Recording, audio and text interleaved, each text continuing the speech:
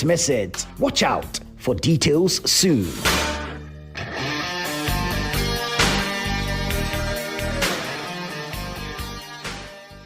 Welcome to the Health Quarters Ghana, where medical science meets everyday life. Join Dr. Gideon Hassan and the irrepressible Clemento Suarez as they tackle health issues. My name is Dr. Gideon Hassan.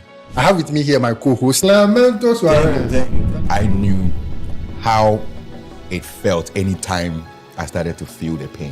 Whether it is hernia, breast cancer, cataracts, or infertility, the show brings together victims to share their real life stories and experts to debunk myths. If you wear cotton supporter, and there be a pampers and a benwa or bosom. So you see, instead of it being raw egg, I done it because you already know. Make a date with us every Sunday at 4 p.m. on Channel 1 TV. Don't forget to subscribe on YouTube and all social media platforms at Health Quarters Ghana.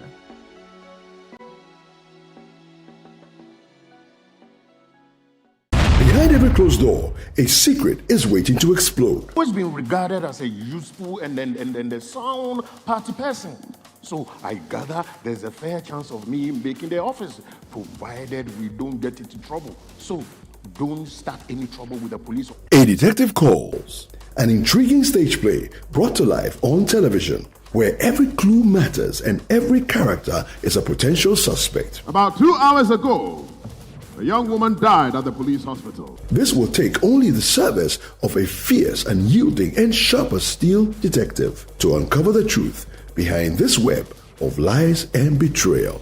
And so, you used the power you had as the daughter of a good customer and also that of a powerful, politically connected man in the town to punish the girl. Why didn't you come to me when you realized you were in such a mess? Because you are not the kind of father a chap could come to when they are in trouble. That's why. Hey, look. Grow from Image Bureau Productions. A Detective Calls, showing daily at 1 p.m. and 9 p.m. In a nation full of questions, where truth often hides behind noise, one show dares to ask what truly matters face to face. With fearless clarity and a quest for accountability, host Umaru Sanda Amadou sits down with the movers and shakers of politics, governance, society, and business, confronting the issues that define our national conversation. Yes, I am Umaru Sanda Amadou. This is Face to Face, and you're welcome. I say very often on the floor of Parliament that when we were in government, we got some things right, we got some things wrong.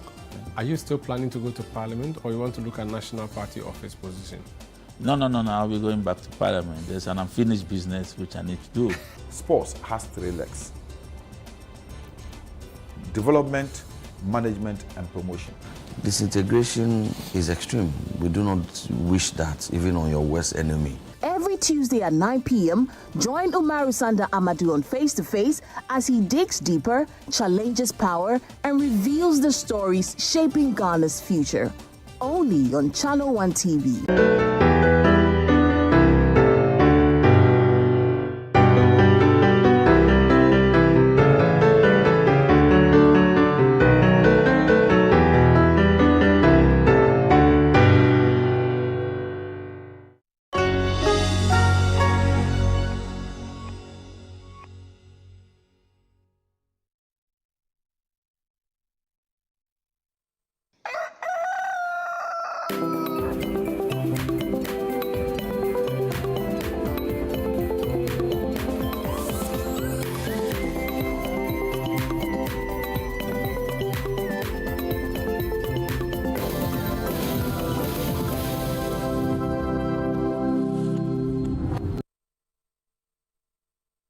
Good morning and welcome to Breakfast Daily Weekend right here on Channel 1 TV. Happy New Year to you. How has it been so far? Today's the 3rd day and I'm sure you started doing your New Year resolutions and I told you already. I am Ino Safu and today the show is packed. We have some cooking for you and a few bits here and there, and I'm sure that you'd love to see all of that. So stick and stay with me right here on the show and you'll definitely love it. Do remember that you can send in your WhatsApp messages to the number 0204 447 033. 0204 447 033. I would love to hear from you. I would love to hear your New Year messages, or even what you plan to do for the year, how you expect 2026 to go in comparison to 2025. Well, our president had a New Year message for us. Let's take a listen to that. We'll be right back after that.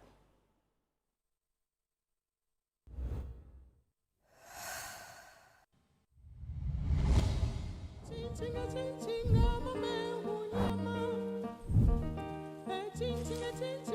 evening, fellow citizens. As we stand at the threshold of a new year, I come before you with a heart full of gratitude and renewed determination. Tonight, as families gather across our beloved nation, from the shores of Keta to the savannah plains of Bolgatanga, from the forests of the western region to the vibrant streets of Kumasi and Accra, I extend my warmest wishes to every Ghanaian, wherever you may be. A happy new year to all my fellow citizens. Exactly 6 days from now, we shall mark the first anniversary of the sacred oath I took before God and country. It was a solemn commitment to reset Ghana and build together the nation we all deserve. I can confirm that the promise of renewal we made was not mere rhetoric. It was a covenant, and we have begun to deliver on that covenant. 1 year ago, we inherited a nation in distress, an economy on its knees, unemployment crushing our youth, infrastructure crumbling, public trust eroded, and hope dimming in the eyes of our people. We're told that the recovery would take a generation, but I knew something our critics did not know. I knew the resilient spirit of the Ghanaian people. At the dawn of the new year, I stand before you to say our beloved nation, Ghana, is rising again. We've accomplished a lot together in the past 12 months through prudent management and difficult but necessary reforms. We've reduced inflation from the distressing levels above 23% by the end of 2024 and are hopeful to end 2025 with inflation at single digits of just above 5%. We have achieved relative currency stability and on track to be ranked among the best performing currencies in the world for 2025. We're accelerating economic growth and creating more opportunities for our young people. We've restored business confidence and have seen a significant increase in both domestic and foreign direct investment. We've restored Ghana's credibility with our international partners, successfully completed the renegotiation of our debt obligations on terms that protect our sovereignty while at the same time ensuring sustainability. We're beginning the process of exiting the IMF program with dignity, not as supplicants, but as partners. Our young people are Ghana's greatest assets. We're beginning to see significant growth in sectoral performance. Construction, manufacturing, agriculture, and services are showing very strong growth. This is creating a new opportunity for decent employment for our youth. Infrastructure is the backbone of development. We have begun the rehabilitation of over 2,000 kilometers of roads nationwide. We've restored a consistent supply of electricity and are expanding the rural electrification network to more than 1,000 additional communities. My countrymen and women, Ghana's image on the international stage has been positively boosted by our well-acclaimed reset agenda. This reset involves a new way of looking at things both domestically and globally. Domestically, our reset agenda is seeing a resurgence of faith in our democracy. It is delivering a leaner and more efficient administration.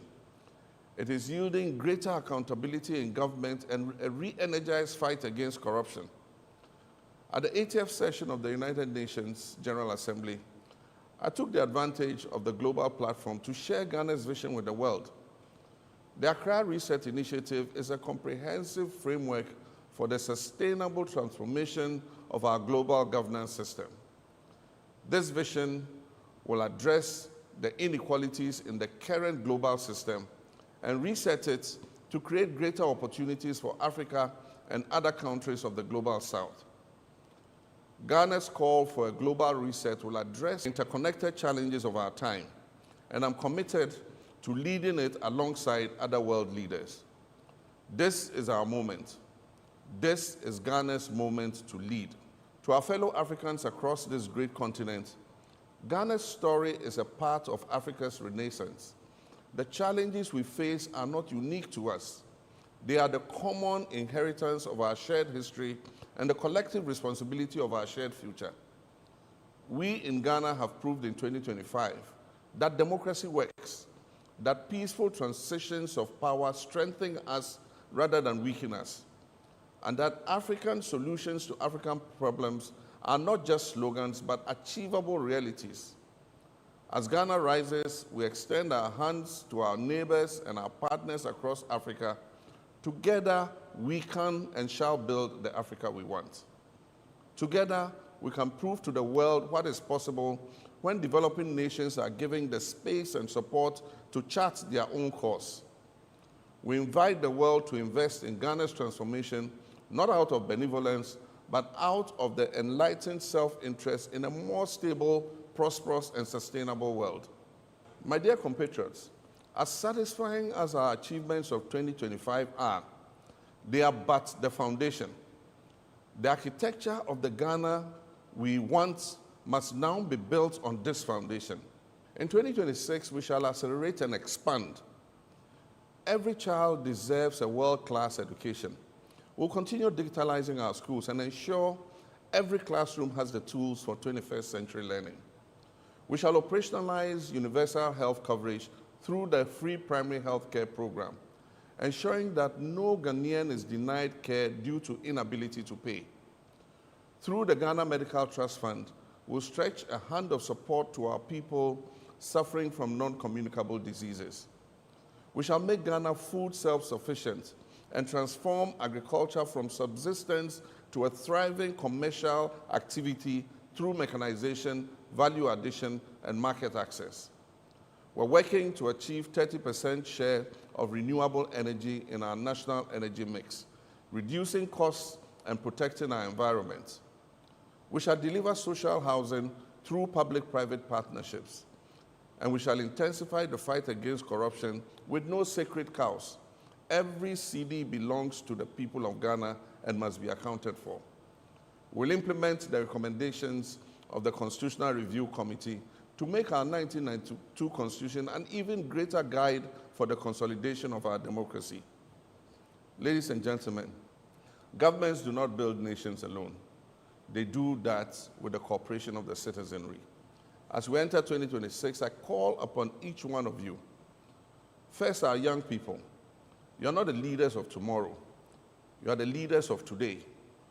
Take ownership of this reset agenda. Innovate, create, and build. Ghana needs your energy and your ideas and your commitment. To our entrepreneurs and business leaders, invest in Ghana, build your businesses that create jobs and wealth for yourselves and for the Ghanaian economy. I pledge to maintain a conducive environment for your businesses to thrive.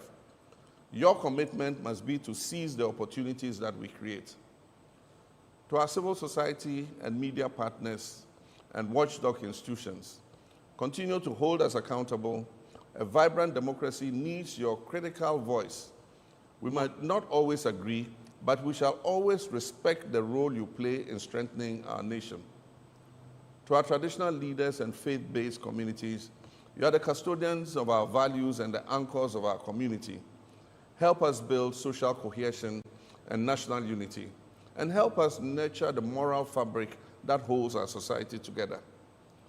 To the public servants, yours is a noble calling. Serve with integrity and efficiency and dedication. The people's trust in government depends on your daily conduct. And to our diaspora community, you are Ghana's global ambassadors. Continue to make us proud wherever you are. When you can bring your skills back home, your resources and network, please do so. Ghana needs you. We are one people with a shared destiny. Whether you voted for me or not, whether you supported the NDC or not, we are all Ghanaians. And this reset is for all of us. There's no NPP Ghana, there's no CPP Ghana, or NDC Ghana. There's only one Ghana. That Ghana our forebears fought for and shed their blood to give us our freedom. Let us reject the politics of division and embrace the patriotism of nation building. Let us disagree without being disagreeable. Let us compete in the marketplace of ideas without treating our opponents as our enemies. The challenges that we face are too urgent, and the opportunities before us are too precious for us to waste our time and energy in needless conflict. I see a Ghana where every child, regardless of their background, can dream and achieve those dreams. I see a Ghana where hard work is rewarded. A Ghana where merit triumphs over mediocrity. A Ghana where integrity is celebrated and where corruption is punished. I see a Ghana where our young people don't have to risk their lives crossing the Sahara or the Mediterranean in search of opportunities, because those opportunities would abound right here at home. I can see a Ghana where our senior citizens live in dignity, and where our sick are cared for, and where our vulnerable are protected. I see a Ghana that is respected on the global stage for the quality of our democracy, the vibrancy of our economy, and the character of our people. I see a Ghana that is a light unto Africa and a beacon unto the world. This is not wishful thinking. This is the Ghana we're building together. This is the Ghana that is within our reach. As we enter 2026, let us move forward together with confidence, determination, and faith.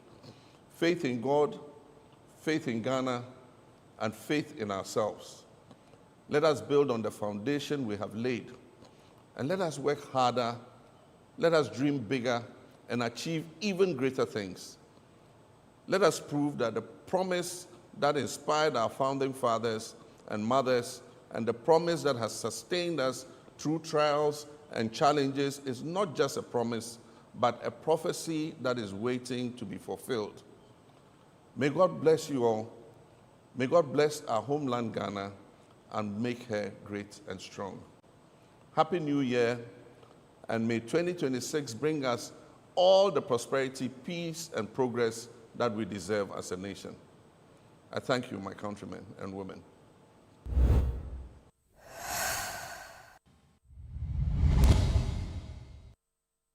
And that is the new year from President John Dramani Mahama. It kind of gives you hope for this 2026 that, you know, Ghana is rising again. There's hope for the future. There's hope for the youth, because he intends to, you know, bring employment into the country so that we don't see the youth, you know, walk on the Sahara, as he said, in search of better opportunities, or Japa, or, you know, move away from Ghana in search of better opportunities. Let me give you highlights of what the president said. He said, enter 2026 with confidence, faith, and renewed determination, and that he wants us to build a Ghana that is light to Africa. You know, a nation, he envisions a nation where integrity, dignity define our everyday life, and so corruption will be a thing of the past. At least that's what I gathered from it. He's also saying that Ghana is rising again. Mahama, Ghana to accelerate and expand in 2026. He's also asking us to reject politics of division, and I couldn't agree with him more, and that we should embrace nation building. So instead of MPP, and so whatever this government does, you know, whether good or bad, let's try and, you know, embrace nation building. If it's going well, we all say it. If it's not, then we chide the government so that they can do better. And the research agenda, reviving Ghana's confidence in our democracy. And so, yes, those are some of the things that the president said, and those are some of the things that we here will hold him to in this new year, 2026. And I hope that you'll agree with me that kind of gives you a bit of hope what to expect for the future of our country. So, yeah, I'm excited for 2026. I hope you are too. If you have any, messages, or if our president's message resonated with you, send that to 0204. What's up? 0204-447-033, 0204-447-033. And I'll read it right here on the show so that we can hear your thoughts or what you have to say about the president's message, or even what your plans are for 2026. I would definitely love to hear from you. Alternatively, you can go on our social media pages, send that with the hashtag Breakfast Daily Weekend, and we'll definitely read it right here on the show. Right, we have a performance for you right now. Don't go away.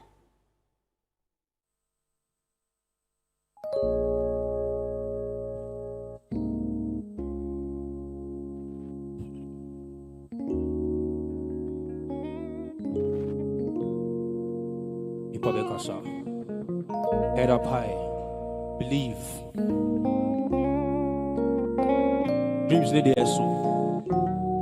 Believe in yourself. Do them. I call this one cock and bull. And go.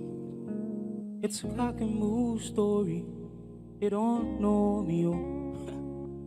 Don't preach what you don't know, because you can't reap what you don't sow.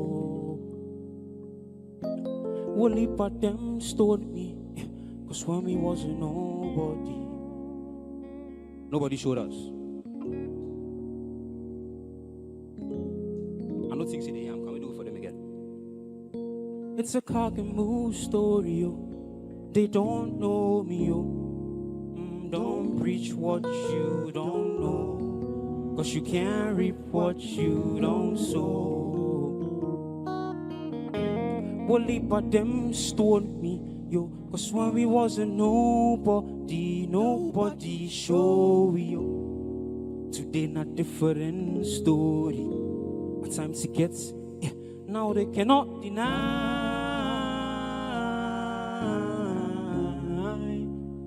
So until we told them back in 2015, would it sound like a dream? Oh, would it sound like a dream? Now they cannot deny. Sympathy, you told them back in 2015. You see, now you live in the dream. Just believe. You owe it to yourself. I told you. Obi and believe you, just say wow. The dreams, they sound like noise today. My head up high, keep going. I know what I'm telling you. Believe. Don't make it be a cock and bull story. Forget them, bro. Hey, Kasa. You better be a groovy on Kakra.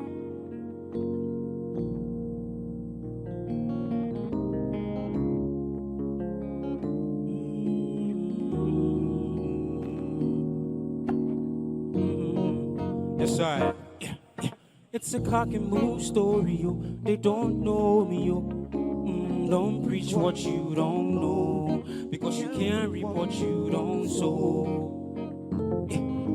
Well, but them stole me, yo, cause when we wasn't nobody showed. Who showed us? Today not different story, yo. At times it gets low, now they cannot deny. So it's we told them back in 2015, in 2016, 2015. Now they cannot deny. Till we told them back in 2015, with a song like a dream, oh. Sound like a dream. Now they cannot deny. So until we told them back in 2015, in 2016, 2015, now they cannot deny. So until we told them back in, I give it 8 bars, I want to talk to them. Right. Modern day Moses, boy, need a leader. Manipulate Duane, your fam, boy, need a cedar. Come around who send goopy to swar. I don't believe in me that. You know, when me study checks and the banner for weeder. Yes, I Sam know the match with my demeanor. You don't believe that these stories are told deeper. But he resigned from a job like I get to me, even Nika. I still the shout on the shows with the same old sneaker. Yeah, the stories I tell. Yamiti, I see I'm well.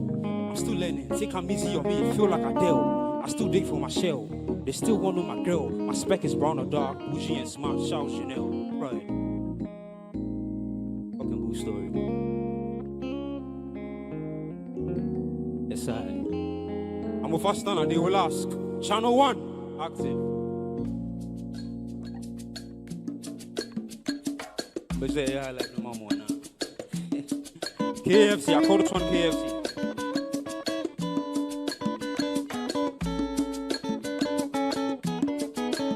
Someone crank a cry. Make we move small.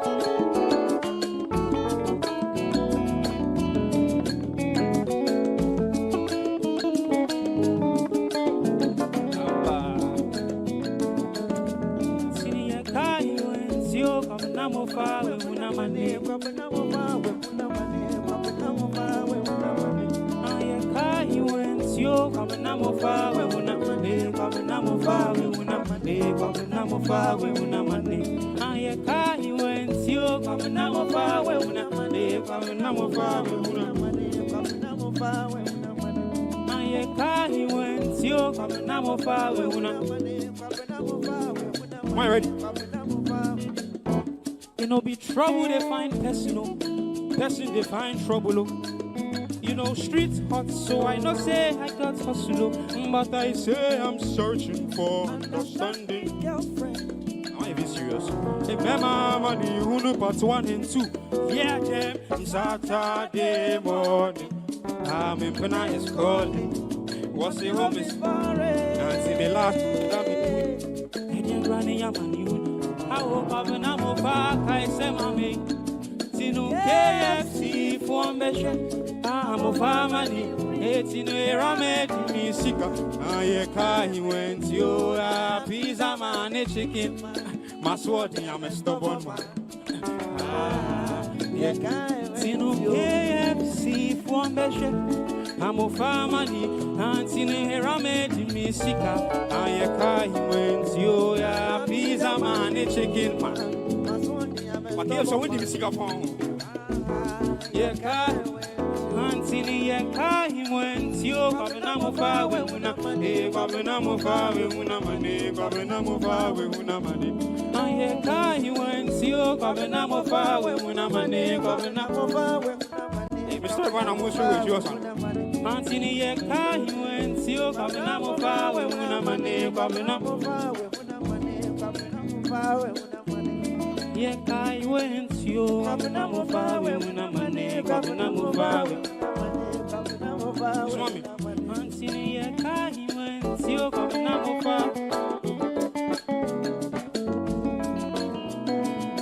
Antini Yakai went you. Babanamo. I woke up in Namufa. Hey, Babanamo.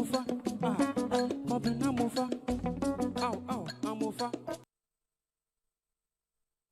Wow, kind of reminds you of old school high life. I love it. Right, we'll be taking a quick break. When we come back, I'll be telling you what's happening so that you can pick and choose where you want to go this weekend. Don't go away.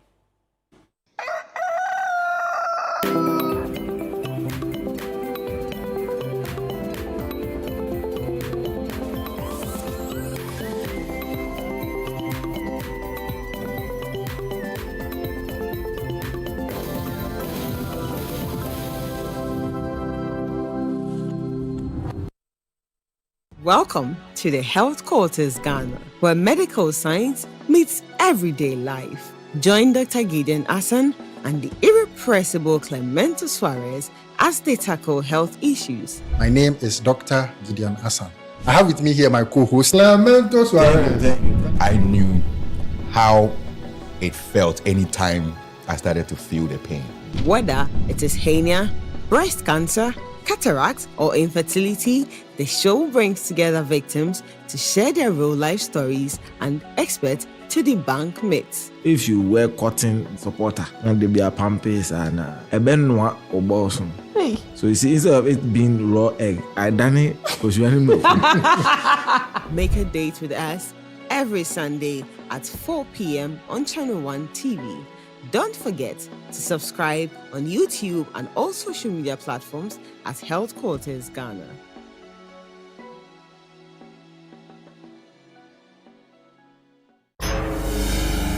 10 years of unforgettable memories, breathtaking sights, unlimited excitement, new friendships. And this March, we're turning it all the way up. From the 1st to the 8th of March 2026, get ready for the road trip of a lifetime. 8 epic days, 14 regions, 1 legendary caravan. We roll from Greater Accra through the Eastern region, cruise into the Northern and Upper East regions, vibe through the Western region, and hit many more iconic destinations across Ghana. It's culture, it's adventure, it's pure discovery with the best people and the best vibes. Expect non-stop fun, endless scenic views, deep cultural immersion, new networks, and friendships and memories that will outlive the journey. Seats are limited, and this is the 10th anniversary. You cannot miss it. Watch out for details soon.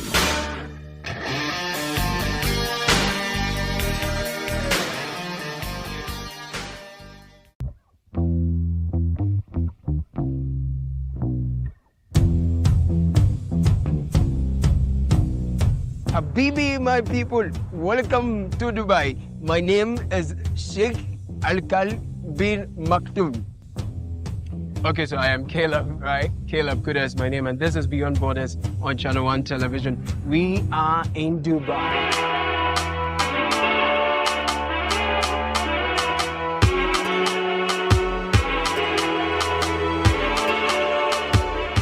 So join me.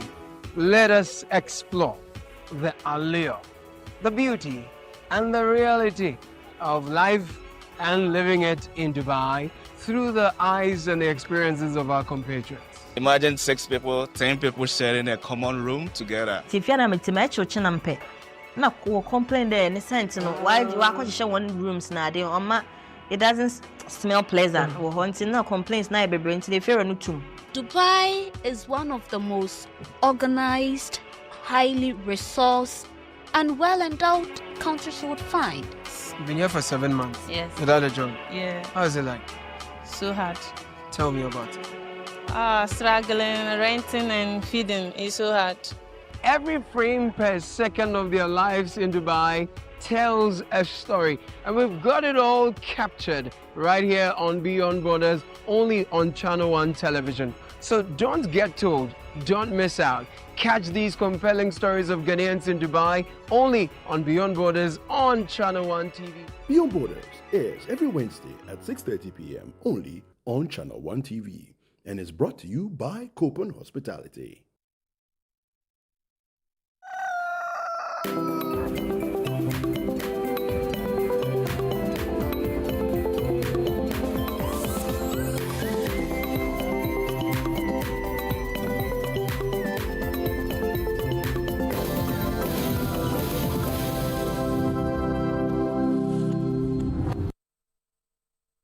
You're welcome back to Breakfast Daily Weekend right here on Channel 1 TV with me, Inu Stuffle. It's now time for one of my favorite segments, What's Happening?, where I get to tell you where you can go this weekend if you're seeking to have a bit of a thrill. We're starting off with Michael Blackson's I Deported Myself, and it's a comedy special, and it's happening at the Accra International Conference Center. So there are going to be 2 shows, and today is the first show, and it starts at 7 p.m., and the second show is at 10 p.m. So Michael Blackson's I Deported Myself. I'm sure we all know who Michael Blackson is. He's a revered actor in Hollywood and also of Ghanaian descent. So he's here to put together a show called I Deported Myself. So it's the taping. So I guess it's going to be a tape. It's going to be taped and played later.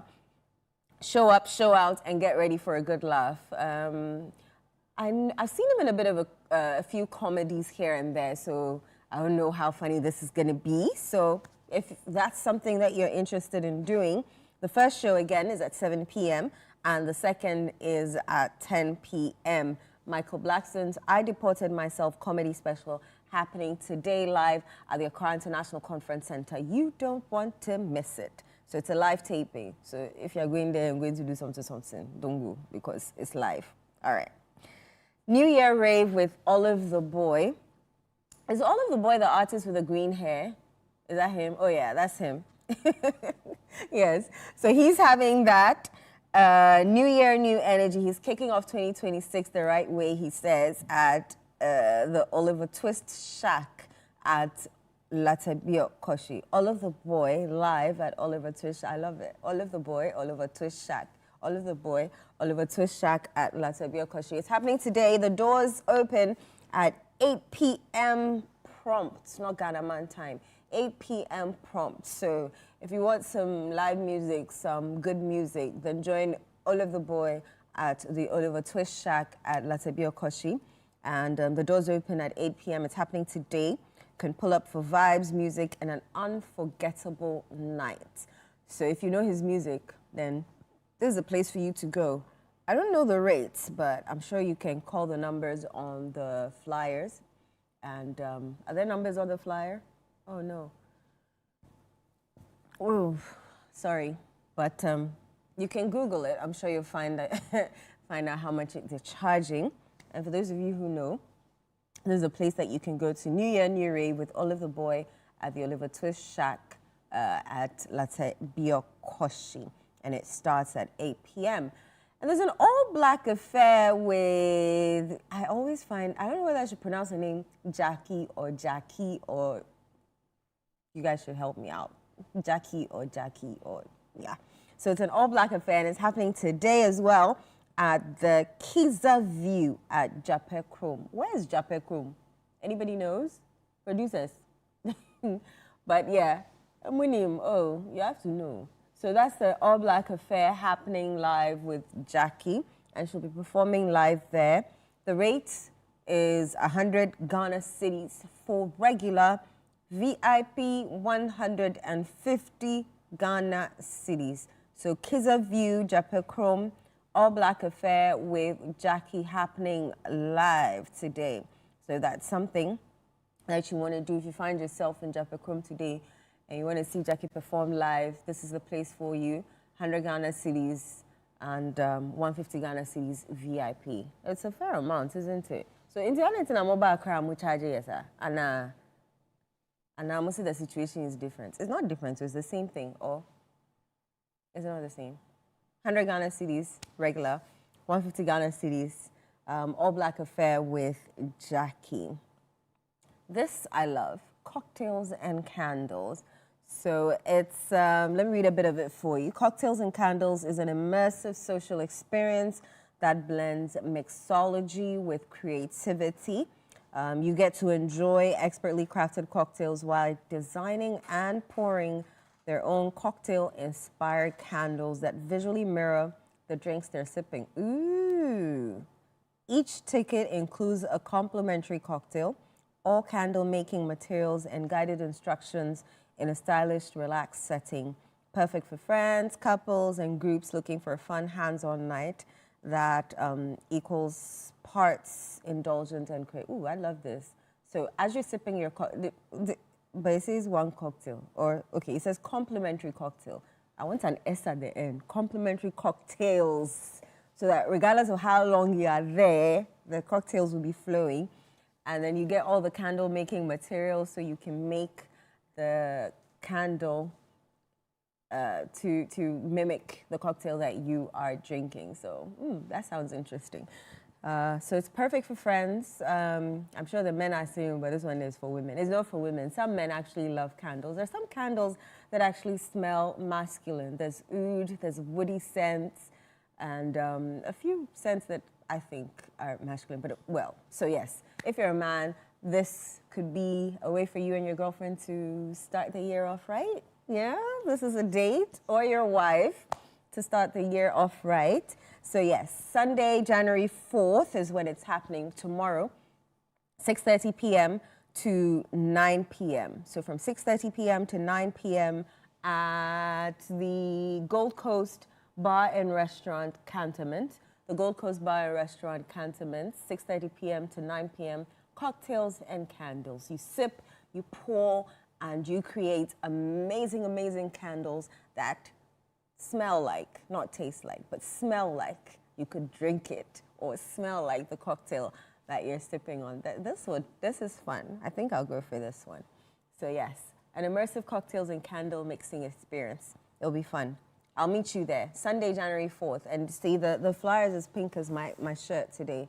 So I'll see you there at the Gold Coast tomorrow from 6:30 p.m. to 9 p.m. so that we can mix some candles and sip on some cocktails. All right, Accra House Fest. So it's the grand finale of Accra House Festival, and it says the Jewels is coming home. So after selling out shows around the world and picking up another Grammy nomination on the way, the Tabum founder returns to Accra for a massive closing party. And it says we're not exaggerating when we say this is the event or the season. So it's just January. Hold on. Featuring an all-star lineup of the finest DJs from Ghana and across Africa. All right, let me tell you the lineup. Jules, GHUK, he's the headline DJ. There's Anna Leone, also from GHN UK. There's Akiti Sound from Niger, Fix, GH, Kike Lomo, Nigeria and UK, and I don't know whether this is KXZ or KNZ, but he's also, or she is a DJ from Ghana. So it's, there's more. There's Mamthug from SA, Mood Swings, a DJ from Ghana, TMSK DJ from Ghana. How'd you call yourself TMSK?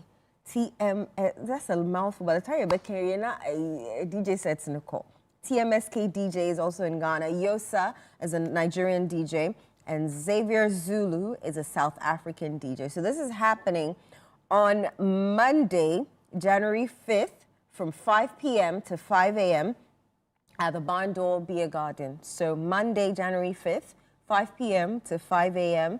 at the Barn Door Beer Garden. So it's like a house party, different DJs on rotation, and it is the grand finale of the Accra House Festival. So I'm sure there are going to be different beats, Afro, house, what do they call it? All the music you can think of, all the genres you can think of, all the different DJs that you can think of. And it's happening at the Bando Beer Garden from 5 p.m. to 5 a.m. on Monday, January 5th. That's a stretch, Monday, because Monday isn't a holiday. Tuesday is also not a holiday. But, okay, our diasporans are still here. Or if you like to party and don't mind being a bit groggy at work on Tuesday morning, then this is for you. Or if you're on a shift system at work and you go in the afternoon, then this is for you. Or you just don't mind chilling and having fun and going to work the following morning, then this is for you. Accra House Fest, and it's happening live at the Barn Door Beer Garden, Monday, January 5th, 5 p.m. to 5 a.m. You can't miss it. So you pick and choose which of these events that you want to go to. Accra House Fest, Cocktails and Candles, All Black Affair with Jackie, New Year Rave with All of the Boy, and Michael Blackson's I Deported Myself comedy special. And that is what's happening. There's another event happening. What's it called? Buena Vida. Oh, something happening on the 4th of January. A bit of piano, grime, hip-hop, house, Afrobeats. And it does not say where it's happening, but yeah. If this is your vibe, then you can pass through 4th January. And yeah. So you pick and choose which ones you want to go to, have amazing fun, enjoy, and you never know. We might bump into each other. And if we do, kindly say hi. Right, we have the Channel 1 choir on standby. Let's enjoy.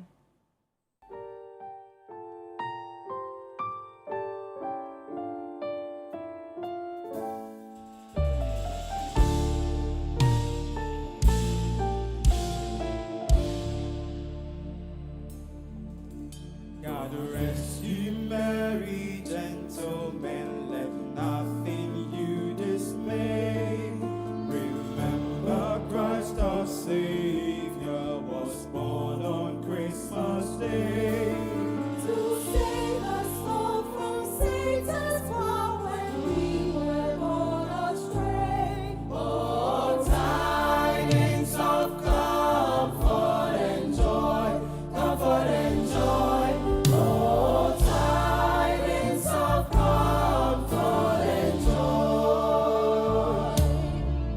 In Bethlehem in Israel, this blessed babe was born, and laid within a manger upon this blessed morn.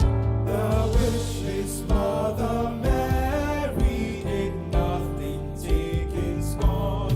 Oh, tidings of comfort and joy, comfort and joy. Oh, tidings of comfort and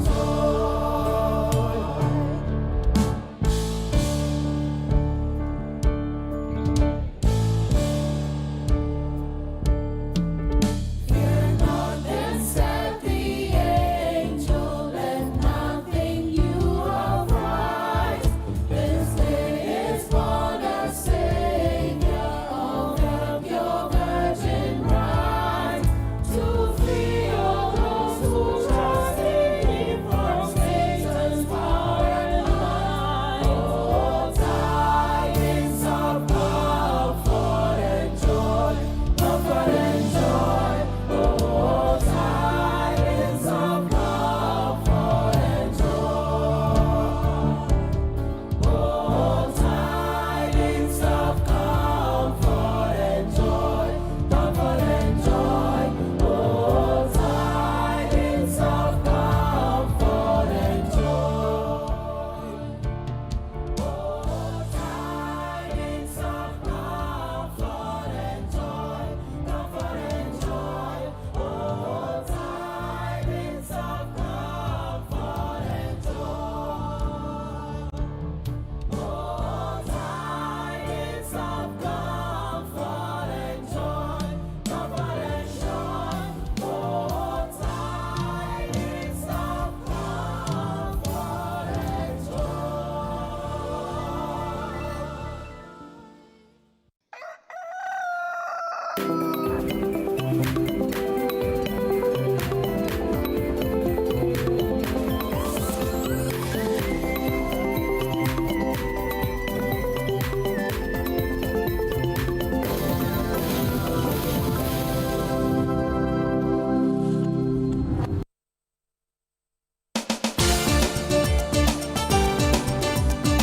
In a nation full of questions, where truth often hides behind noise, one show dares to ask what truly matters face to face. With fearless clarity and a quest for accountability, host Umaru Amadu sits down with the movers and shakers of politics, governance, society, and business, confronting the issues that define our national conversation. Yes, I am Umaru Amadu. This is Face to Face, and you're welcome. I say very often on the floor of Parliament that when we were in government, we got some things right, we got some things wrong. Are you still planning to go to Parliament, or you want to look at National Party office position? No, I'll be going back to Parliament. There's an unfinished business which I need to do. Sports has three legs: development, management, and promotion. Disintegration is extreme. We do not wish that even on your worst enemy. Every Tuesday at 9 p.m., join Umaru Amadu on Face to Face as he digs deeper, challenges power, and reveals the stories shaping Ghana's future. Only on Channel One TV. Welcome to The Point of View. This is your favorite current affairs show here on Channel One Television. On The Point of View, we pick the right topics, get the right guests, and ask them relevant questions on issues that matter to you. With the complexities of the issues happening around us on a daily basis, it's the hard-hitting conversations and the probing questions of The Point of View. So what is the Public Account Committee's job? So what we do is to scrutinize, clarify, and find out why certain infractions have been made. What do these IMF programs try to do? The current program is for budget support. Okay. There are no projects attached. That teases apart the twisted entanglements of politics and governance, as well as religious and social discourse. The Point of View brings you the policymakers and duty bearers and drills down to the very bottom of issue. What authority do you have? The Point of View airs every Monday and Wednesday at 9 p.m. only on Channel 1 TV.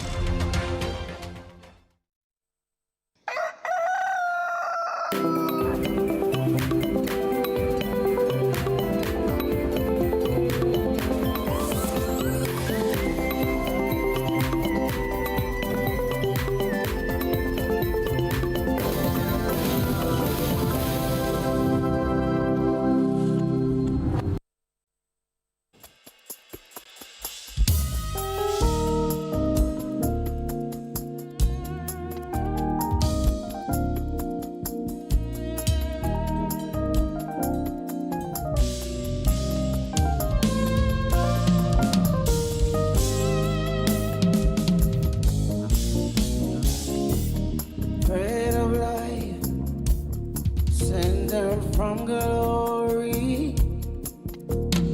Many things you were on earth, holy king, the carpenter.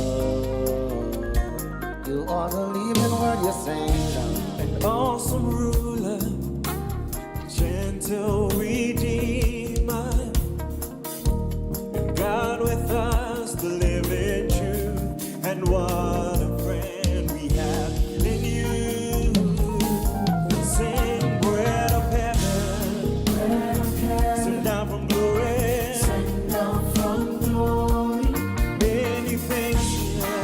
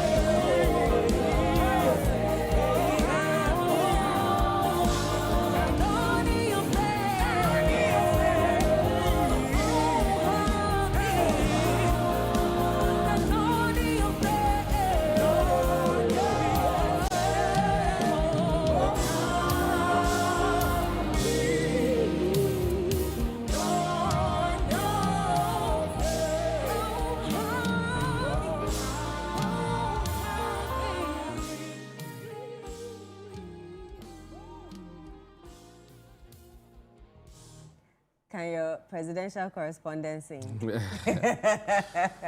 Mile. Hi, Jude. No. Why are you not part of the choir? Why am I not part of the choir? Eh. That's a very good question. Yeah. I don't know. I don't know. I think Eddie now doesn't trust your voice, or you but she said on Upside Down that regardless of she can work with anything. she can work with anything until she meets me. You're the exception to that rule. Is that what you're saying? Sometimes yeah. How much Ramisu? For somebody who likes music, it's a shame that my voice doesn't, It doesn't matter. It doesn't matter. She said she can work with whatever you have and shape you into that gem that will shine. And when they probably sing at the National Theatre for us to buy tickets to come and see. When you say that's pushing it too far. I believe it can be worked on. I believe very strongly that you could actually train the voice to become better. Of course. Except my own, no. It's spiritual. That's what I think. Anyway, I hope you're well. I'm good. I'm grateful to God for life. It's already the third day. Can you imagine? It's generally moving fast. It's moving fast. Hey. Or dadao. Or dadao. It's moving fast. 14, 15, 16. That one, it doesn't go. It's 14, 13, it will be 14 for 1 week. It will be 14, 16, 17, 18 for 2 weeks. That's when someone will come and post, Asa ain't it. But the thing is that all of it be money. All be money. If you have money, January, you can't be bothered. Whether it's going fast or it is what it is. It is what it is. But January itself promises to be a very packed month. Politically, even in the country, right? Because yesterday I saw an interview with Dr. Ikea Mwako. Yeah. She said they're ready. It was a really exciting interview. And it was interesting. Some of the things she said on the show, and talking about the kind of workaholic the man is, and also talking about his approach to life in general, politics and all of that. And of course, yesterday we also saw the MPP Thanksgiving service. That was. Did you follow it? No, I didn't. I saw snippets. Let me correct that. It was the Kennedy Japan MPP National Thanksgiving service. I'm not really. I didn't follow it keenly. I saw a bit of it. I was like, okay, and then it's like he had quite an entrance. He did. And I was shocked to see some of the big works behind him. So for example, Dr. KK Sapon read a statement, and of course, later towards the end of last year, we saw Brian Champon as well. He was all over the place. In fact, I think he had an interview with Sanda, if I'm not mistaken, on Face to Face. Exactly. It's only Educhum and Dr. Engineer Kwabena Japan that you haven't really seen much of. Yeah, that's true. That's true. I think the last time I was in Eyewitness, though, we did speak to Educhum's spokesperson. I've forgotten what exactly we were talking about. That was probably the last time I heard of them before we went into the holiday season. Yeah. So January 31st, that's when like Ankade should let journalists rest small. It's going to be interesting. Starting the year off tough. Starting the year politics off tough. is just fun. Yeah. Okay. 2025 for many. I was on the street on the last day of the year, on the penultimate day of the year, on 30th December 2025, and I was just talking to random people on how the year had been for them, right? And one theme ran through. So out of I spoke to quite a number of people, sampling opinions, and everybody kept saying that it was a difficult year. It was a difficult year. So I probed further. The journalist in me will not let it end there. I'm like, was it economically? Was it, health? What made it a difficult year, basically? Anybody's like, certain parts of the year was tough. Even emotionally, even of course, most of them admitted that their standard of living had improved they could buy more if they wanted to, so they had money in essence. But a lot of them too kept saying it was difficult, it was tough, it was stressful, and I kept wondering, right? And I look at it from a national picture, and you tend to agree same. If you remember, in January last year, I think 3rd or 4th, big fire Katamanto. You know, traders lost so much. When did the Kumasi one happen? I think like a week later or something like that. You know, so think about all of these traders. Yeah. Some of them, their entire livelihoods, Yeah. you know, depended on their wares they had, which was engulfed in the fire. Yeah. You know, then of course, months will travel, then the tragic helicopter crash, and I don't even want to remind anybody of the pain and anguish we had to go through as a country. In between, you know, there were very devastating occurrences, like a very terrible road crash here, a building collapse here, you know, so I've not been able to really process 2025 as a year. Not to talk of all the other things happening globally, right? So Yeah.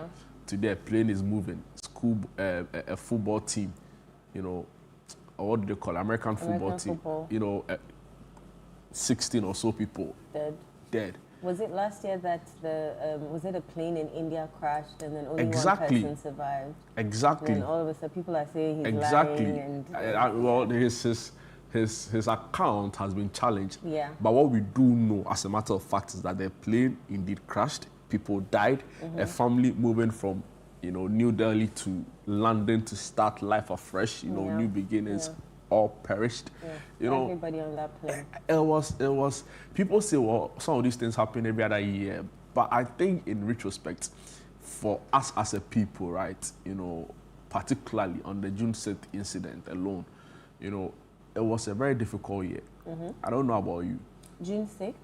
August 6th, I beg August 6th, your yeah. pardon. Yeah. So everybody just kept saying to me, oh, I'm grateful for life, I'm grateful for family, I'm grateful for life, I'm grateful for family, you know. So I don't know, but this morning probably just want to look at some of the big issues that happened in the year. Yeah. Right? So You of can course, go like through briefly. I rightly said or started off, the Kantamanto fire. Many people. You know there's been a fire at Tudu. Already? This year, already. You don't mean and then, it. And then, yeah, there's been a Was fire it at Tudu. Circle? Yeah, no, Tudu. Where's Tudu? Tudu's Accra. Accra, yes. And then Circle was yesterday. And I so- remember my former editor, Julius Caesar Anadam, may God rest his soul. Yeah, just say keep the template there. Yeah, just keep the template And change the the dates. dates and perhaps the location, because the same things will run through. And yesterday I wrote it on my Facebook wall that this is what Caesar said, and we've already started the year, and the same thing is happening. But to be fair, the fire we witnessed or reported at Circle wasn't on the same scale as the Doom and the Kantamanto fire. I haven't, Followed I enough. just saw the report from the Ghana National Fire Service, but I haven't been able to read It would it. be great if we So I can get can't- I can't see. the Ghana National Fire Service In studio, right? Yeah, even on So the that they phone. can You know, start the he's year been coming by around on our advising show. us. I'll try and I don't get know him. if he's still allowed. He's one of my he friends. he was the one with, you know. Please, we are starting a new year. And it's in Behave relation yourself. to recapping the year. Okay. Because his utterances after the Doom fire caused the public stir. Yeah. You know, people weren't really happy with his response to the even Ashanti Union Minister at the time. yeah. You know, so, but I think that since then, I've seen him But to be do honest, some when really you're great work. frustrated and someone is also doing their own But thing, is he- I mean, I know. You don't know. talk to But the sometimes president's representative you like that. forget that, you know, because you can see that your men are down everything within their power to down so the flame. And then standing somewhere and Yeah, then but you you're are a telling them communications to professional. tell each other He's sometimes. beyond I fighting think fires. he forgot. No, he yeah, but you forgot can't forget. the communications stakes, aspect. The stakes are too high forgot to that forget. he was wearing a uniform. Anyway. and was thinking about his men. Ababawa is his name, right? That's what they call him. Oh yeah, Ababawa. That's his name. Okay. Yeah, his friends call him that. Because I was like, wait, huh? I got to know during the whole thing. Okay. Anyway, it will be great if we can get the rep from the Ghana National Fire Service and really ask them, you know, like what's with this New Year fires? All we know New Year fireworks. Okay. Which is to celebrate, you know, the new year. But it's become very, very one too many, for want of a better word. Every year, you're just waiting with bated breath. Exactly. To figure out where the so first fire it can't be proper that every year witness fires on this nature, and there are others who believe that there are other things than like natural causes, right? Yeah. So we probably need to look at it. So it would be great if we could get the National Fire Service, even if it's on phone, to just give us insights and also an update on what happened at Circle and Tudu, we are being told.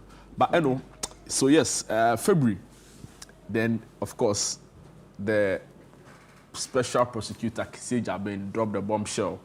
He declared the former finance minister, Ken Ofori-Atta, wanted, after the later had failed to answer several calls or invitations to appear before, that also, it was a very tense moment politically. Yeah. You'd think that, I heard from, what's his name? Martin Pegbu. And at first, I felt he was, on the special prosecutor's side, and then all of a sudden Initially he was. When he started his public commentary on the fight against corruption, he held Kisei Jabin in very high regard. Even him admits it, right? So it's not even like something that he runs away from. But even before February, when the OSP and the special prosecutor, the OSP and the finance minister's matter began raging on, which would travel the whole year. Because even up until November, December, we were still talking hearing about it. Of course, it will come, will go, that kind of thing. The ministerial vetting, I think it was like... I never witnessed something so cringy. I was like, they've forgotten who they are and who they represent to us as Ghanaians. I mean, come on.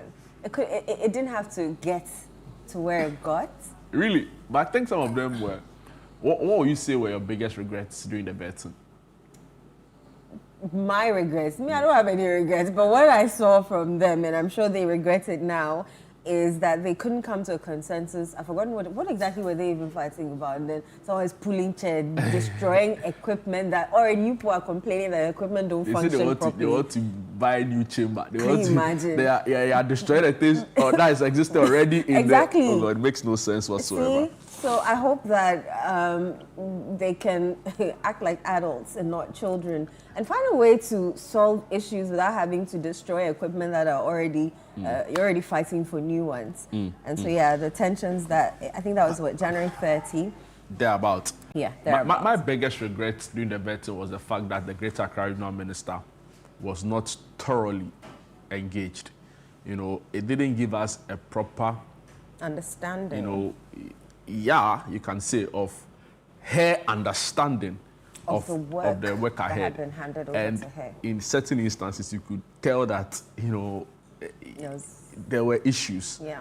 So for example, unprovoked, she goes to promise that in 50 days or so, I was about to mention she was going to fix street lights. How many days? A whole year. It's almost a year.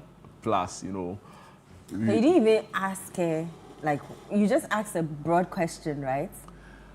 What specifically, do you remember what specifically you asked? I think you asked her what are her plans for... so she met MMDCs. Okay. And other officials in assemblies, like engineers and stuff in assemblies. And after that meeting, she engaged journalists and she kept talking about her plans for the region. Right. And she said she was going to fix this, she was going to fix this, she was going to do this, sanitation.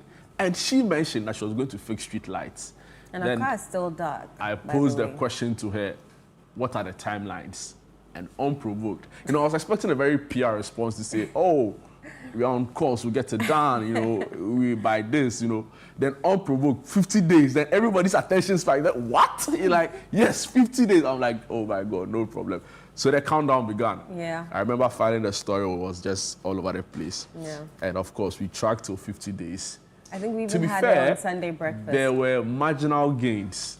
So, for example, the Minjama by stretch, right, from the Bema Camp roundabout all the way to Palace Mall, even up until... Someone will argue that because the president lives on that stretch, it was fixed.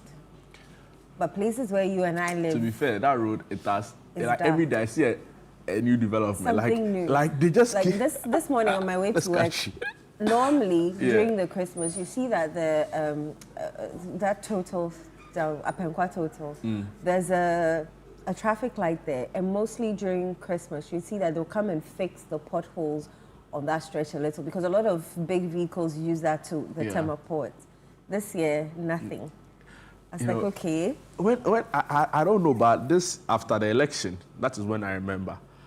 Like I see, like road markings properly put in place on the Mahama stretch. They even did like they created a new turn, right? You know, so you don't have to go all the way to the Major Mahama roundabout if you are going towards Charo. They created a new turn purposely for that. Then now, if you're on the Charo Road, you don't have to go all the way to the tertiary roundabout to go and turn. They also created another roundabout. I'm like, oh, okay, you know, it's good. Because I frequent that road, so I'm like, no problem at all. Yeah, well, but the rest of us who don't frequent that road and use other roads. Like, how is Circle... Power is sweet. Circle to Pokuase dark? Exactly, you know. And after you bypass Pokuase, you're back to square one. It's dark. If we want to talk about a great regional minister, we'll go on and on and on and on. So that was January, right? And of course, February, special prosecutor. And then February as well, Patricia was sentenced to 15 years. Oh, really? Yeah, Patricia. Was it February? Nana Agrada. Yeah, it's February. Oh, really? I thought it was later in the year. Wow. 15 years imprisonment for defrauding by false pretense. Yeah. Oh, and of course, we all know the issues that happened. You know, money doubling. And there was a lot of like parliamentary. But you remember action. on the first, we were saying that it beats our imagination that people will fall for such things. And that was, we were actually talking about Ebo Noah's being arrested, and now he's been remanded for 2 weeks. That Ghanaians, like, how do you, I'm not saying you can't change from being a charlatan to being a pastor, all well and good, but there are some things, some utterances of hers, and then you think, I'm not sure what I mean. Yeah, fine. People are so excited to see her, and then when she was sentenced, people come and say, we miss her. Like we should. The one that broke me was that like they tried to make the case that other people or pastors even do same. So I'm like, so because let's assume that even like some of these well-known pastors are also engaged in some of these things that this is who the law has dealt to. You know, the law has to work. Of course. You know, so I wasn't really sure all of those calls for her release and all of that. Anyway, of course, going back to the year in review, there was a lot of like, tragedy in terms of like the political space. July, we witnessed the demise of a member of parliament, first-time MP. You know, had wanted to be member of parliament in the previous election cycle in 2020. It didn't really work out for him. You know, he would win, albeit with a lot of pushback from the NDC. Because I remember the parliamentary candidate at the time, he said his name is C. Ronaldo. That's his nickname in the constituency. You know, but Henry Nana Boakye Adam, that's his name. He was member of parliament that beat Ernest Kumi in 2020. You know, but apparently, results published by the EC after the 2024 results suggested that Ernest Kumi won.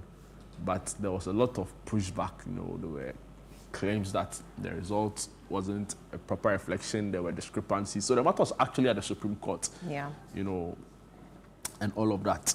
But Ernest Kumi passed away on July 7, and I remember very well we were in the cafeteria having lunch, and you know the breaking news just hit. Bam! It was a really, really sad moment, because to think of a young politician who deeply loved his party and his country, Ernest Kumi, I had met him up close, because there was one time I saw Bernard Omane, Frema. We went to the Eastern region in the build-up to the 2020 elections to look at the mood of the region. And we met him. We spoke at length. You could clearly tell that he loved his country. He wanted to work for the youth. You know, he was in law school at the time. You know, and it's funny because he was getting called to the bar later in October this year. Yeah. he was actually, passed his exams and everything. He was just waiting to be called to the bar. And the big unfortunate tragedy. thing happened. Our and commiserations then the to the NBC family. reclaimed their seats. Yeah, Interesting. the machinery is strong. Yeah. The NDC election machinery is strong. Yeah. And that's shocking because in August, we also know what happened, right? The August 6th helicopter crash as well, claimed the lives of very, very reputable people in government, in the NDC party. Yeah. And of course, it was a big, big blow. We still recollect videos of the president doing the wreath laying ceremony. He barely could hold his tears. Yes, the vice president that I doff my hat to her. At that time when the men could barely stand up due to their grief, she was a figure of strength, a pillar of strength for the men at that particular time. It was a hard and difficult moment, not just for us, even if you didn't have a personal relationship with them. It kind of hit you in a way. And so, yes, there was that one as well. And prominent figures also, Daddy Lumba. I remember where we were when we heard of Daddy Lumba's passing. We were at the marathon. And we were trying to confirm. We had just gotten off air. Was it the APSA? Yes, the yeah. marathon. Yeah, we were there waiting. So the news came first, and everybody was like, "Oh, to be fair, that Lumba almost every year there was a rumor about his passing." So people treated it with a lot of like caution. Yeah, caution. yeah. Until they finally came out to. I think we confirmed it from one of his, I think his bandsmen. So when we called him, he could barely talk. Daddy call, daddy call, daddy call. So it was a tragic event. And of course, all of the issues that ensued after his passing. Was, I don't think it was a very dignified way to send a legend. At all. And I've seen calls for the funeral to be held again. What do you make of all of that? To be held again, they say. Because they feel like it could have been better. It should have been better. It should have. It should have, honestly. I don't know who, I don't even want to go there, but it was just wrong. Whatever happened, it was just wrong. We lost another legend, the very first lady of Ghana, Nana Akufo-Addo Agyemang. I really like how you put it. The very first lady, to be fair, of the Fourth Republic. Of the Fourth Republic, fine. Yeah. Nana Akufo-Addo Agyemang Rawlings. I had the privilege of going to her nursery school, 31st. You mentioned. Yes, in Kumasi. And I remember I read a white check. Someone said, when I said it, I should have, I think it was you who said I should have given the picture to the producers to project it. But I have the picture here.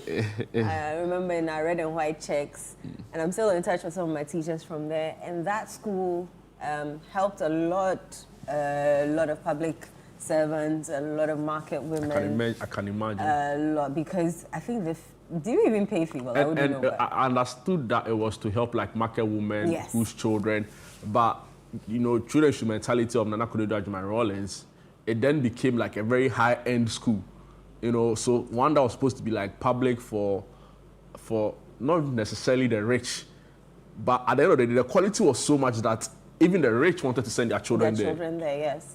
She was. You come out speaking impeccable English. I mean, look at me. Yeah. Anyway. But yes, so the purpose wasn't defeated. So you can leave your child there, open a Juma, then come and pick your child. And the teachers were amazing, from what I remember. I don't recall any, I mean, we're all brought up well. All my friends who I know from 31st, they're all doing very well. So amazing. Yeah, it was an amazing school. May her soul rest in perfect women peace, of course. Women empowerment. I mean, when you think of women empowerment in Ghana, definitely. Yeah, you have to think Nana Akufo-Addo Agyemang Rawlings. May her soul rest in perfect peace. Yep. Apostle Dr. Safo Kantanka of the Christ Asafo Church also passed. Yes. Yes. He's also credited for a lot of inventions. And also the father of former member of parliament for Dome Kwabena, Sarah Adwo Asafo, and I think a lot of people are affected by his passing, especially his Christ Asafo Church, due to his philanthropic works. And we say may their souls rest in peace. And then you remember the death of the 16 Church of Savior Was it? Absolutely. Yes. Absolutely. They were coming back Absolutely. from a camp of Absolutely. some sort, and they Absolutely. died in the Accra Kumasi. That Accra Kumasi highway stretch. Only God knows.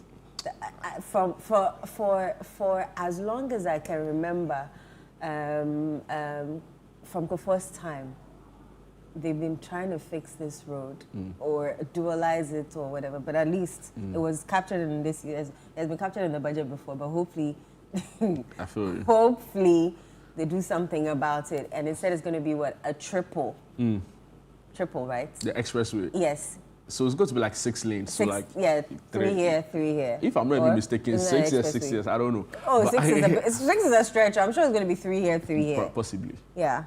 3 here, 3 here, fine. But 6 Ghana, 6, 6. That's Yeah, a stretch. Where would that road go? Because you know it passes through some towns. Yeah, including But I think like, a lot of I think the compensation. Bantama is one, because I understand that it's passing through Asenso Boachi's constituency. Okay. I think it's passing through Afuasia Uribe as well. But that was like an artistic impression. It's some on the social Some media on will the probably social media will find it. Maybe pick within it the up and- year we can I'm sure find it- out it would- how. No, knowing the kind of or the politics we do progress. here, it will come up again. Of course. You know, Of course. it will come up again. Of course. Interesting. Wow. I know. So many things happened, right? Of The course. removal of the Chief Justice. That was That was the most consequential political, activity or event that took place for me in the year, because a lot of people anticipated it, especially if you go back to the rhetorics during the NDC campaign in the build-up to the election, right? But the pace, and it was, for some people, they thought it was too smoothly done to, I'm trying to choose my words carefully, but they feel like the manner in which it was done, it was too smooth to have not been politically motivated. But of course, defenders of the government are quick to always point out that no procedure was breached, right? So of course, it went to as stipulated by the Constitution, so it went to the Council of State, a prima facie case was heard, everything, even like petitions by the accused, that is the outgoing Chief Justice, all of that were heard by the courts and all of that. So, even though members of the opposition feel like it was a political witch hunt and amounted to, trying to force their way through, I'm referring to government, government on the other hand said that there were no ill motives and that the law is the law, quoting the Chief Justice herself or former. So that was also a very intense, political issue in the country. And I think now that has kind of settled, but of course, that Chief Justice's former is still protesting. She's been to the ECOWAS court. She's still raising very serious issues around how this was conducted. So we'll see how it goes. And I'm not sure we can, exhaust everything that happened within the year. But pretty I want much. to talk about the COVID-19 levy that was. Tell me about it. Yeah, that was exciting for me because I kept wondering. So it's our 1%. Where does it go? What is it being used for? I mean, every day. I think last year I don't remember how many times I went to Kolebu Teaching Hospital, following up on the renal case, kidney patients crying here and there. So yes, there's kind of a relief to hear that had been scrapped. And they also legalized Okada, right? Okada, tricycles. Was it legalized? It was like... And then it was, with a caveat. Yeah, that you must it's... have a license and certain In things. all of those, I feel like even the Road Safety Authority, Malabar, all of them need to come back again and, I don't know. Because in one breath, you get the sense that it's been legalized, but we still see a lot of the indiscipline. By a large section of some of these riders, some of them don't even wear helmets, some of them are not properly geared up to ride motorbikes, some of them don't have mirrors. So if you're saying it's legalized, on what basis? There were some caveats in there, if I'm not mistaken. Yes, so I think they need to come back and, properly, because we were told that they were going to train them, they were going to properly license them, they were going to give them, at that point, I even had uniforms and all of that, So if you are being told that it's been legalized, we need to know the circumstances under which these people are, or these riders are going to operate. Other than that, I think that I don't. We need a relook. We need a relook at this. So yeah, of course, and December will happen or come. So many events will take place. Of course, Gold Board couldn't go under the carpet. There was also the DSTV issues with the Minister for Communications. A lot of issues, actually, I don't think we can exhaust. So I'm just thankful that by the grace of God, we've entered into a new year. I'm praying that this year will be soft. Yeah, I pray that this year will be soft. And that there'll be a lot of progress and developmental projects, you know. If you listen to the president, he said the other time that he's going to turn the country into a construction zone. You know, he said he's going to turn the whole country into a construction site. The truth is that if you live in certain parts of the country, you can feel it, right? Feel the work ongoing. Okay. You know, it seems that there's serious work ongoing, and of course, the road minister is already getting some funds because the funds, as in people are praising him because it appears they are putting in the work. Things together. Yeah. So we wish them well. I just want to see Accra Kumasi Road fixed. We wish them well, you know. They said they are going to do that. They are going to do expressway. Of course, Ato is forcing became a very popular refrain. Yeah. You know, when the city came down, inflation came down, you know, a lot of people in the diaspora were complaining that they don't when like that too, because when they come and they change money, it's small. They are not serious. That's what it is. I think one thing that you know, also with our Greek sector, gluts, a lot of gluts, rice gluts, egg exactly, plantain gluts, a lot of gluts all around the country. We are hoping that government is minded this year to be very innovative in addressing, you know, issues around the agri sector, because we've always maintained, especially on this platform, that it is that tool we can use to significantly change the country's economic trajectory. You know, if we grow and we eat what we grow, it's a huge step in all of the issues around import dependency and all of that. So we want to urge government to, you know, be a bit more agri-focused. There have been assurances that will be the case going into the year. So, you know, that is it. I don't know if there's any other thing you'd want to. No. No. Great. So, probably take a break. There's a lot more exciting conversations, you know, right here on Channel 1 TV. But of course, we don't do the show alone. So you are watching, there was something that, you know, sparked your interest in the year 2025. You know, there was something that you'd want to, you know, talk about, or you want us to have a say on with regards to what happened last year. We'll be glad to get your thoughts on some of these issues. So you could do so by texting into the show. You could also use the hashtag Breakfast Daily Weekend. We'll be glad to read all of your messages, your comments. If you have a well wish to somebody today, a birthday, a lovely love letter, we are the medium through which you could share all of that. We'll take a quick break. When we're back, there's a lot more right here on Breakfast Daily Weekend. Don't go away.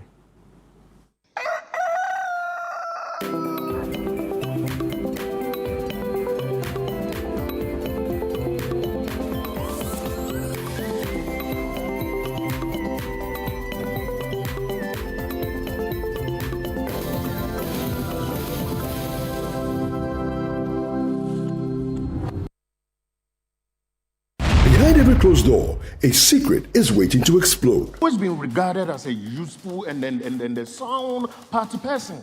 So I gather there's a fair chance of me making the office, provided we don't get into trouble. So don't start any trouble with the police. A Detective Calls, an intriguing stage play brought to life on television, where every clue matters and every character is a potential suspect. About 2 hours ago, a young woman died at the police hospital. This will take only the service of a fierce and yielding and sharp as steel detective to uncover the truth behind this web of lies and betrayal. And so, you used the power you had as the daughter of a good customer and also that of a powerful, politically connected man in the town to punish the girl. Why didn't you come to me when you realized you were in such a mess? Because you are not the kind of father a chap could come to when they are in trouble, that's why. Hey, look. Bureau from Image Bureau Productions. A detective calls showing daily at 1 p.m. and 9 p.m. It's that time of the year again.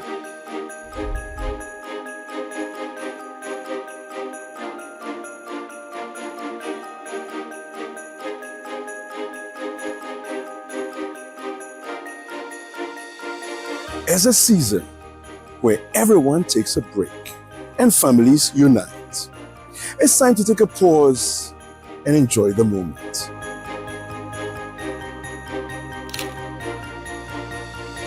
Oh, and what better time than now to tune in to Channel One TV. Thank you for choosing us and sticking with us.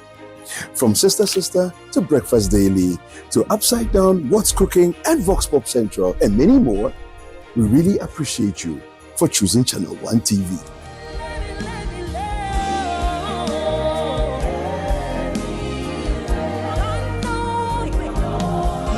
This Christmas, allow us to serenade. Yes, the Channel One TV choir will bring you some of your favorite Christmas carols and a little bit of a twist in there as well. Look out for that. But beyond that, there's a lot more that's coming. Entertainment that's curated, especially for you this Christmas. Once again, thank you for choosing Channel One TV.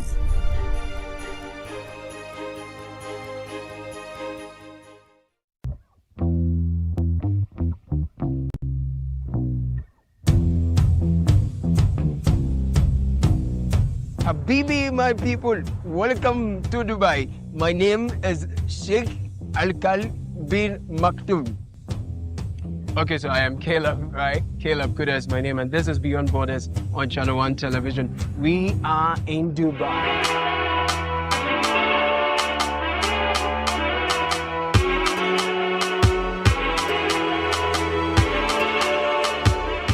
So join me. Let us explore the allure, the beauty, and the reality of life and living it in Dubai through the eyes and the experiences of our compatriots. Imagine 6 people, 10 people sharing a common room together. If you're not a na complain there in the sense, why do you share one rooms now? It doesn't smell pleasant. Or haunting no complaints now, baby, into the fair no tomb. Dubai is one of the most organized, highly resourced, and well-endowed countries you would find. You've been here for 7 months. Yes. Without a job. Yeah. How is it like? So hard. Tell me about it. Struggling, renting and feeding is so hard. Every frame per second of their lives in Dubai tells a story. And we've got it all captured right here on Beyond Borders, only on Channel One Television. So don't get told, don't miss out. Catch these compelling stories of Ghanaians in Dubai only on Beyond Borders on Channel One TV. Beyond Borders airs every Wednesday at 6:30 p.m. only on Channel One TV and is brought to you by Copen Hospitality.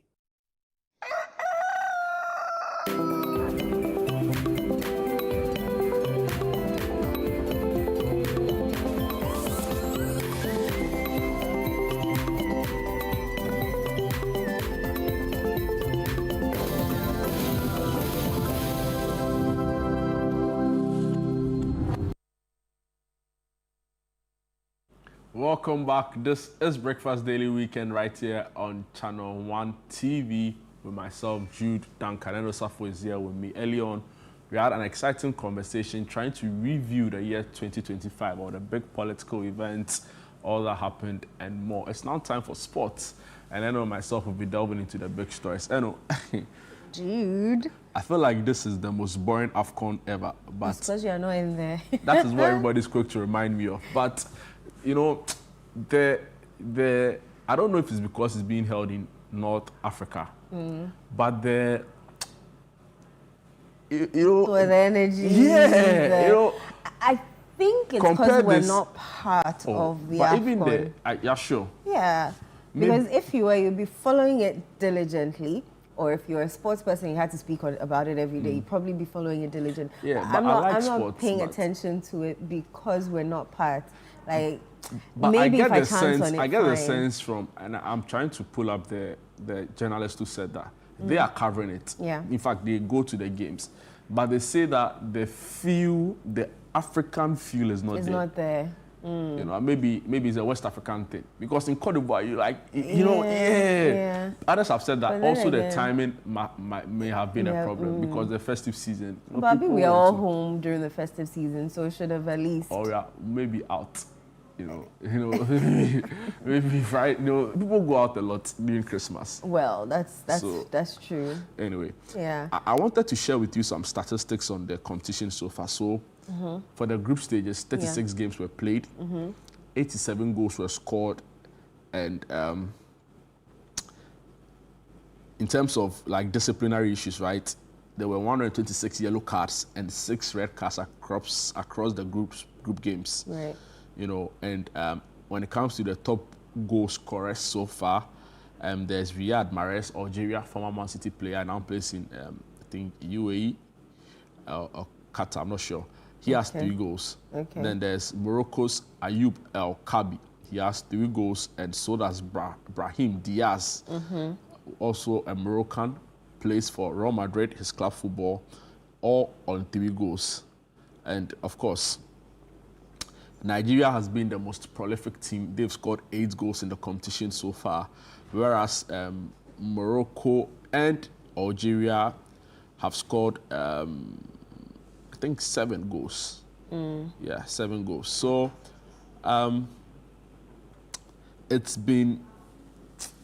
there's not been an X factor in the competition, and that's my personal opinion. I may be wrong, but for those who are following, they say the quality of football on the continent seems to have been improved. Because like everybody's seeing top now. You know, everybody, like there's a proper, you know, in the past AFCON, you can't, it's like, Charlie, anything I thought can happen in the game. Yeah. You know, Comoros will be beating Ghana. Maybe it is Ghana to that with Shah, so I don't know. I don't know. So, but now it looks like the quality of play itself is high, even though the razzmatazz or the buzz around the competition seems to have declined. I don't know what you take of him, but do you have the round of 16 fixtures for us? I have a round of 16 fixtures. So Senegal and Sudan play today at 4 p.m. Morocco, Tanzania play tomorrow at 4 p.m. Mali, Tunisia also play today at 7 p.m. Hold on, I have more fixtures. Let me see. I have more fixtures for us as to who's playing who and all of that. Hey, my dear, is so uncool. Yeah, those are some of the fixtures that I have for you. I'll refresh that page and see if I can get it back. Okay, yes, there we go. Morocco, Tanzania tomorrow, 4 p.m. And I also mentioned that today is Senegal, Sudan, 4. Mali, you know the coach of Sudan, right? Yes, our very own. Our very own, very own. I want to say we wish him well, but he's one of the reasons why we didn't qualify. So, in my heart of hearts, you know, I don't want them to advance. I wish he does well because he's Ghanaian. But when I consider what they did to us, I'm what like, do you do? They scored us woto. You know? Because he knows the team. Oh God! And so he used that advantage over us. Himself, so Coach Chrissy Appiah and his deputy are both Ghanaians, and I'm like, whoa. Next time you let him go. Oh. So tomorrow South Africa is also playing Cameroon at 7 p.m. That'll be an interesting game. Egypt, Benin, Monday, 4 p.m. Nigeria, Mozambique, 7 p.m. Algeria, DR Congo, 4 p.m. Ivory Coast, Burkina Faso on Tuesday at 7 p.m. So that's the round of 16. And then we move into the quarterfinals. I haven't asked you, but who do you think is going to take the AFCON? Is it the defending champions or you're leaning towards something else? I would love for Nigeria to win it. Hey, yeah, I know. You don't want a peace of mind as Ghanaians. I want Nigeria to win it. Really? I think they deserve make it up or for their loss in making it to the World Cup. So if Nigeria wins the AFCON, and Ghana doesn't even, bypass the group stages in the World Cup, we are doomed. That's what Honum shouldn't even go there and make noise. But yeah, I mean, I don't know. I think I would prefer Ivory Coast to win it again. Yeah. Oh no. Oh, no thing. Oh, no. What I don't want is a North African country to win it. Why not? To be fair, but you know, the funny thing, the irony is that they are the ones who've invested in their game. You know, they've invested in their football. I love their stadiums. Yeah, and it's not even only a Morocco thing. Apparently, in like Algeria as well, in Tunisia, even in Egypt as well. So, the truth of the matter is that whoever is ready to invest, you know, make the most gains. You know, one of the days where talent alone was enough to carry you, but you need to properly invest. Like put in the infrastructure and the structure itself. So it seems North America is getting it right. So we wish them well. Anyway. Yeah. Anything happening on the EPL side? Yeah, there are a couple of games, but even before, I wanted to just bring an update to the Chelsea story. I think it took a lot of people by surprise on 1st January when the big story emerged that Chelsea's coach Enzo Maresca had been relieved of his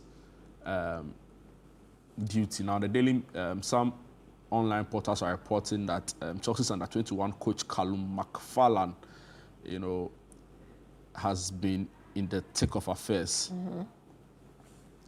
and it's created a very chaotic 24 hours in the Chelsea dressing room, but clearly results or available information suggests that Enzo Maresca was sacked as a result of poor run of form. You know, Chelsea did badly towards the end of the year. It was just one win in the last 7 Premier League games. That was against Everton. You know, goals by Malo Gusto and Cole Palmer. You know, games Chelsea should have won, they were drawing. It was, you know, Enzo had this thing going. When it's a big game, he'll show up. So he'll beat Barcelona, he'll beat PSG, he'll beat all the big teams.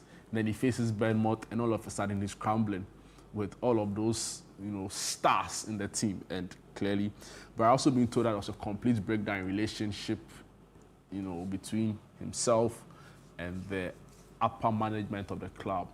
There are rumors around how he was positioning himself to replace Pep Guardiola, and they're like, you can't be thinking about a different job while you're still paying your salary. You know, something would have to give. So I personally like Enzo. I wish he stayed on as Chelsea manager, but clearly there was a complete breakdown in trust and in relationships. So when it happens like that, something will have to give. So it's rather unfortunate that what appeared to be a very, you know, burden, you know, career for him, having come from the Championship and was now doing it now.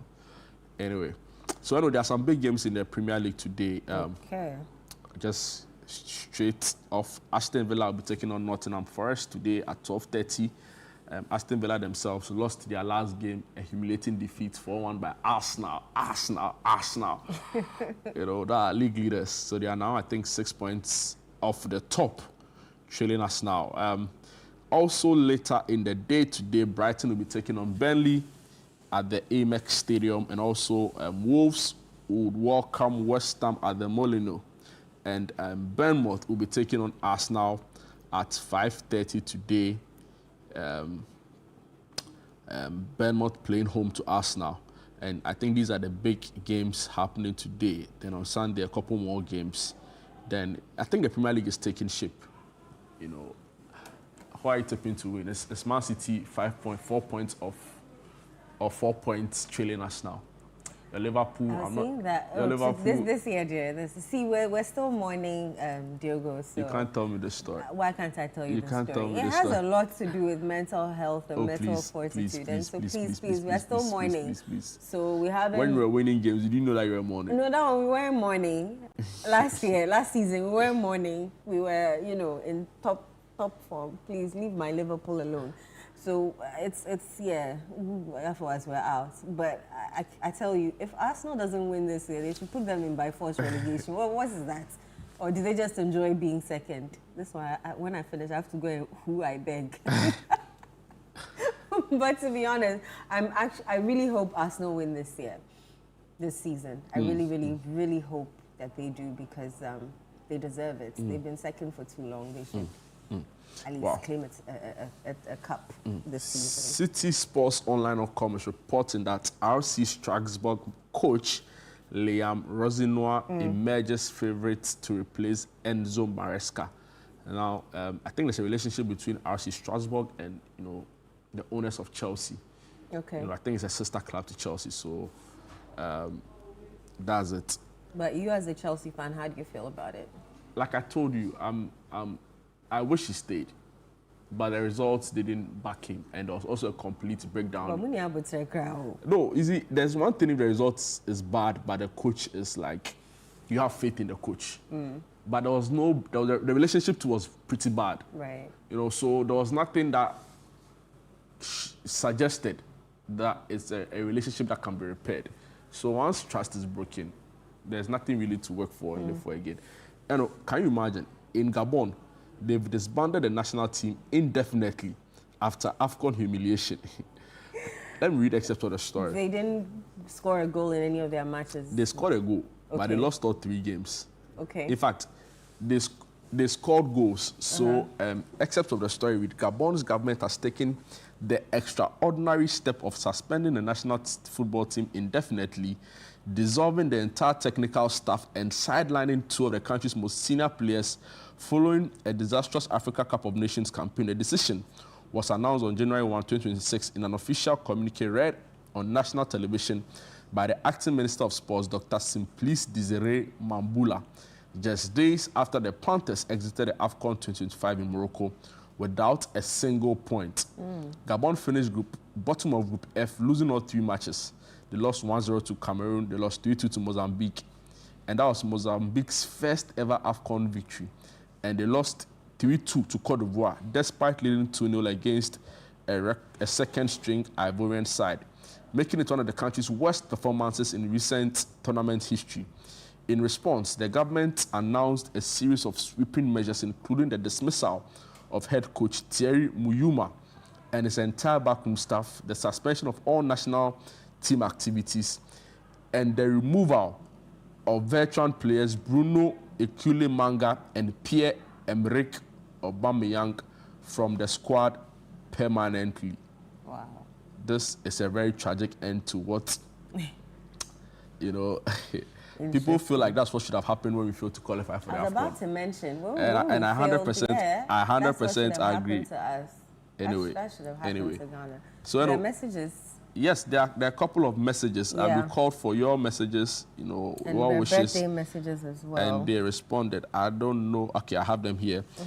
This one says, good morning. For me, my New Year resolution. For me, my new revelation. Oh, okay. It says, my new revelation is you, Eno. You should continue looking beautiful. Oh, thank you. You didn't add your name. This other one from Rahim, he says, Ghana is rising again. Happy New Year to you all. By Rahim Gagantuan. The special one, that's coming in from you, Rahim, in Tamale. And also, Mr. and Mrs. Ayivi Dadaba in Ablekuma. They send in a message, they say they want to wish their adorable son, Eli Praise Ayivi, a happy birthday. He's 5 years old today, and the prayer is that the Almighty God will protect you. So happy birthday to you, Eli Praise Ayivi, from your parents, Mr. and Mrs. Ayivi Dadaba. They send this message from Ablekuma. You have any more messages? Yes, this one is from a correspondent in Kumasi, Tofi. And he said today is his lecturer's birthday, and he wants to wish her a happy, happy birthday. May Allah bless her. Professor Christina Hammond, she's the rector of UNIMAC IJ. And in-house, we have our very own Ogbo. Yeah, it's her birthday. Happy birthday, Ogbo. And we wish you well. God bless you. Keep being amazing. We love you, love you, love you, love you. And it's one of my friends. I call him Alfie, Alfred Oglevo. Happy birthday to you. God bless you abundantly. Enjoy your day. Amazing. That's what time will allow us for an exciting show today, coming your way right from our studios here in Wula Hansen Lane. Breakfast Daily Weekend is the name of the show. We'll be back tomorrow, right? Yes, bright and early for Sunday breakfast.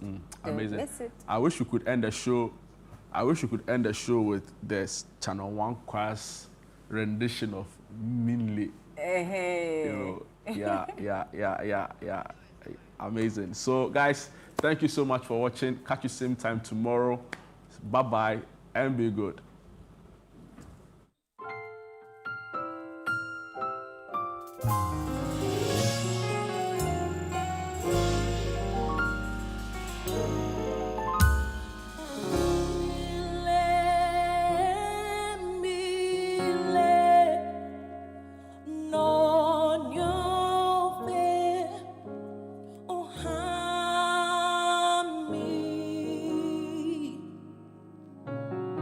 Me